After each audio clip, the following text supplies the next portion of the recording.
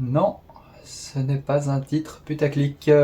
J'aurais bien voulu, malheureusement ce n'est pas le cas. Donc oui, j'ai subi ce qu'on peut qualifier d'agression sexuelle il y a une petite semaine. Je n'ai pas déposé plainte étant donné que bien déjà on n'écoute pas les femmes cis, alors pourquoi on écouterait une femme trans plus? Je ne sais pas. J'ai hésité d'abord à en parler et puis finalement je me suis dit que c'était quand même important et que j'avais besoin que ça sorte. Alors j'en profite de ce format court de vidéo, en plus ça fait longtemps qu'il n'y en a pas une qui est sortie.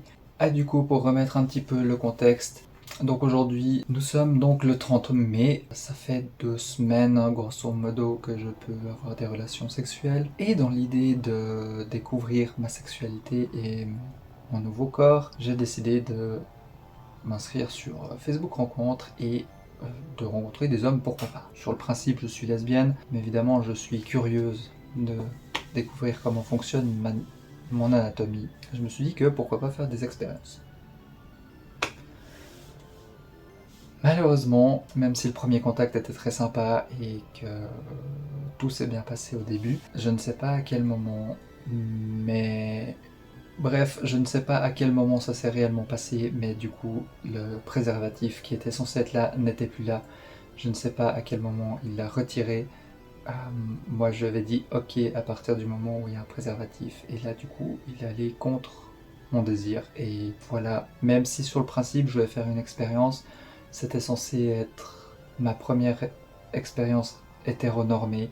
J'espérais pas forcément craquer là-dessus, mais je me suis dit que ça pourrait être un bon moment et une bonne découverte. Et finalement, ça se transforme en stress continu, étant donné que c'est apparemment quelqu'un qui couche beaucoup à droite à gauche. Je ne sais pas à quel moment il a été testé la dernière fois. Tout ce que je sais, c'est que du coup, maintenant, moi, j'attends désespérément d'arriver à 3 mois pour faire des tests. Et voilà, du coup, maintenant, je vis dans l'angoisse grâce à ce monsieur. Bref, je ne sais pas si ça m'a fait du bien d'en parler. En tout cas, ça me paraissait important de le faire, pour rappeler que on tombe des fois sur des gens qui sont pas corrects, même s'ils en ont l'air de prime abord. Voilà, encore, rappelez-vous, faites des tests régulièrement, faites-vous dépister, et puis pour tous les hommes qui regarderont cette vidéo, comportez-vous bien s'il vous plaît, c'est pour la santé des gens, pas seulement la vôtre.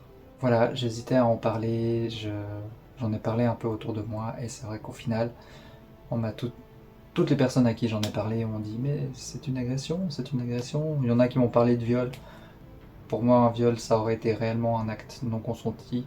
Euh, et même si l'acte en lui-même était consenti, ça n'a pas été fait comme je le voulais. C'est pour ça que je qualifie ça plutôt d'agression sexuelle. Et voilà.